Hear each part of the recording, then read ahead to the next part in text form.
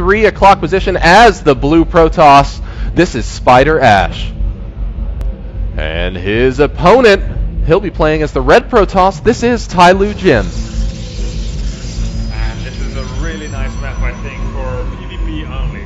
Okay. Usually, when we're playing against Protoss opponents against the Terran or against the Zerg, Antigua Shipyard is not one of the most popular maps. But on maps like for matchup PvP, Antigua is pretty awesome. There's a lot of Blink Stalker observer play, and that makes this this matchup on this map very active right from the get-go. Right, which is super exciting because one of the best things about this is that obviously Antigua Shipyard is one of those maps that you often talk about having a lot of issues in matchups, right? So this obviously having a mirror matchup on Antigua Shipyard means that that's not going to be an issue. Both of these players can be as free as they want as far as playing a mirror. Yeah, and of course one of the most prominent features of Antigua is that double height cliff right here. That's one of the reasons why it can be a bit challenging against Terran, where they try to drop you in here, and the road for them to attack both the front of the natural as well as going into the main base, it's quite a short distance to travel, whereas for the defender they need to go around this awkwardly shaped ramp here. But anyway, enough about the map architecture. Let's take a look at how these builds are developing for both players. So now, you being the incredibly seasoned Protoss player that you are, what are you looking out for here the most? I mean, we know that yes, the Blink Stalker play can be incredibly effective, and it makes this matchup very active on Antigua Shipyard. But what would you do going into this, knowing that hey, your opponent's probably expecting something like that? So on some maps where Blink Stalker with Observer is not very popular, you can safely discount it as a possibility and take certain risks that you normally wouldn't be able to. On this map, any build that you do, you have to keep in mind that it's very popular for an opponent to try and gain purchase into your base and take out some probes or just kill you outright. So your build on this map, it needs to be solid. When I engineer my build orders on Antigua Shipyard and PvP, I make sure that I can deal with aggressions of Blink around the 7 to 8 minute mark. Once you get past that, there is a lot of expansion play with robotics, with Immortals and so on. Okay. But that is the first concern you have. Okay, so really we're going to be seeing kind of just a lot of little poking and prodding or trying to stay as defensive as possible until you get past that 8 minute mark, until you get into a situation where you're able to kind of flower your strategy and really divert. Yeah, exactly. We do have those later game situations, but in the start, either you got to be very careful, or you can say, you know, it kind of depends how you play the matchup, Rob. Sometimes you can just choose to go really crazy and just say, well, I don't care. I'm not going to be scared of losing. I'd rather be great than just average, with a potential of maybe losing. But just you take that risk and you can potentially look really great. So let's see. And to have that great reward, right? There is always some level of risk in there, and really that's where you'll see a lot of the big difference between the players that did end up being great and the players that did not, right? Taking those risks is something that's so necessary to get success on this big international scale. Now, also, both of these players going into this game, they just played two of the best Protosses in the world, right? We saw Ash have to play against Creator.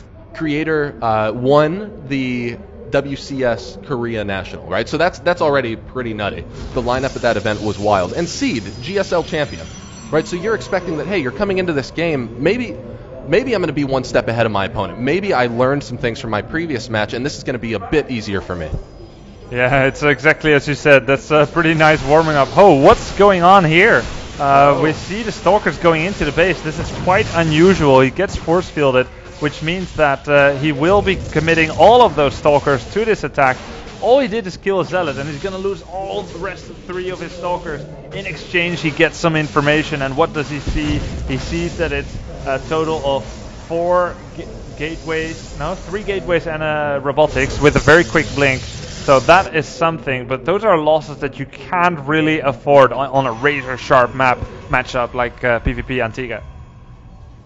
Now, is it worth it for you to have used 3 Stalkers to get in there and get that extremely limited information? Like, how valuable is that for you? And really, what else could Jim have possibly been doing?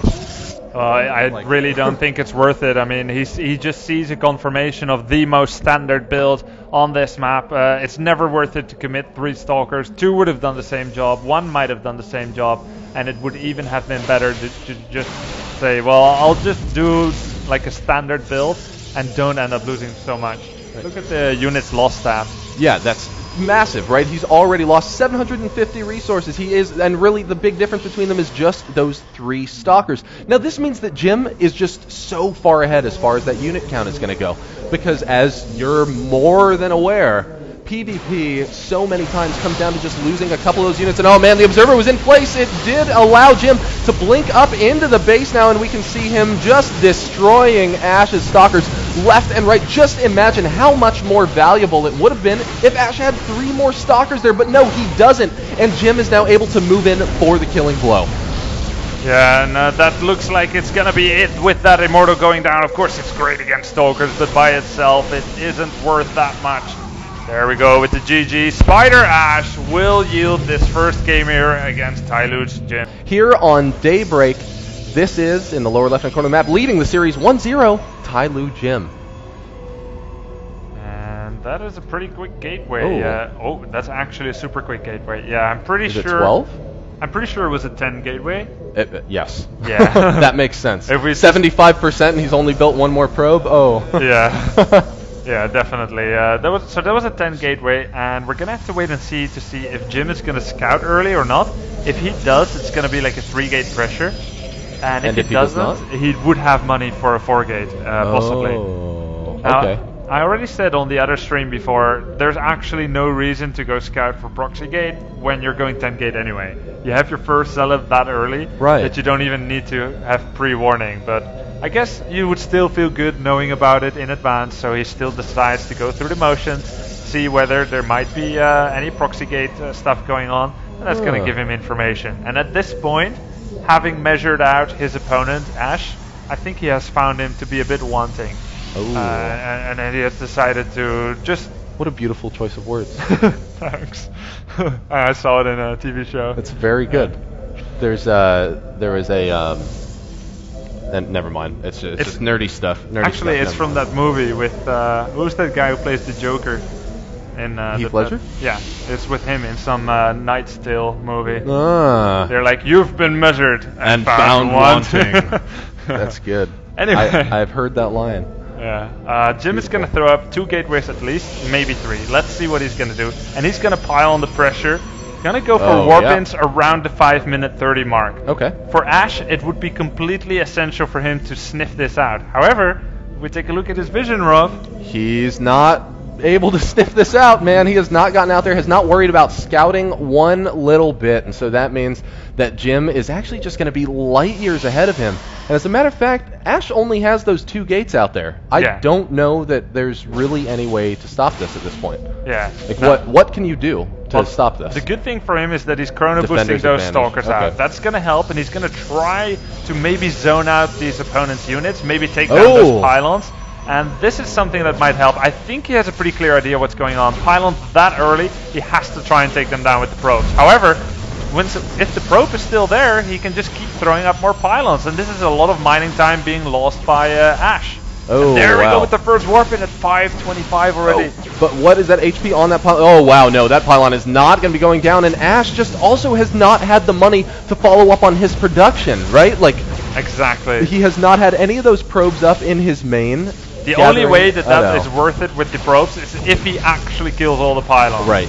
And well, now if he's able to connect, no, because Jim should actually be slightly ahead as far as the warp-in rounds go. Yeah. And there really shouldn't be a lot that Ash is able to do to come back from this. Yeah, warp gate isn't even finished yet. We've got a massive force here comparatively by Jim entering Ash's base. And it's funny because Ash did this same build. He did a 10 gate against his opponent Creator, but Creator just out-microed him massively, and now, with Ash's micro not being maybe the world-class that it could potentially be if he was, if he was better, and being in a disadvantageous situation with the warp-ins, he is not going to be able to stem the tide of this Protoss enemy force flowing into his base. Oh man, and as the waves of Jim's army crash down upon Ash, he is forced to tap out.